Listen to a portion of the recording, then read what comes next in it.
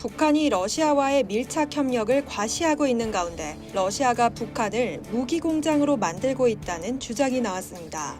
15일 유로마이단은 러시아, 북한, 중국이 석유와 무기 원자재 그리고 무기 제조를 매개로 한 생태계를 만들고 있으며 러시아가 중국에 석유를 팔아서 축적한 위안화 보유액을 북한 무기 대금으로 활용하고 있다고 보도했습니다. 북한은 이 돈으로 중국에서 포탄 생산을 위한 원자재를 구매하고 있습니다. 또 북한은 그동안 방치된 공장들을 재가동하고 있으며 이미 상당한 포탄 생산 능력을 갖춘 것으로 알려졌습니다. 앞서 러시아는 지난해 9월부터 12월까지 북한으로부터 약 157만 발의 포탄을 받은 것으로 전해집니다. 북한은 냉전 시대와 1990년대를 거치면서 엄청난 양의 포탄을 비축하고 있었는데요. 최근에는 비용도 비용이지만 재고로 쌓아놓은 포탄을 사용하지 않아 생산하지 않았습니다. 그러나 우크라이나 침공으로 러시아는 긴급하게 대량의 포탄을 필요로 했고 북한이 공급책으로 나서면서 자연스럽게 포탄 생산량이 증가하고 있는 상황입니다.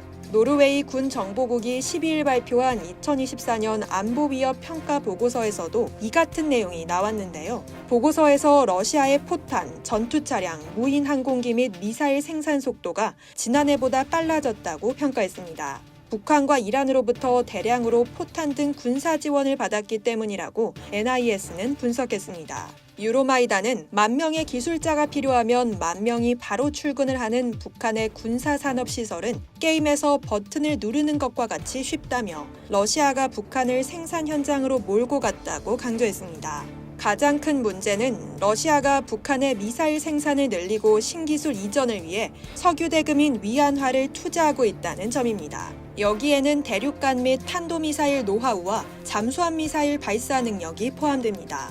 푸틴 러시아 대통령이 이른 시일 내 북한을 방문할 예정인 건 역시 러시아가 북한에 대한 금수 조치와 제한 사항을 가볍게 위반하고 있음을 보여줍니다.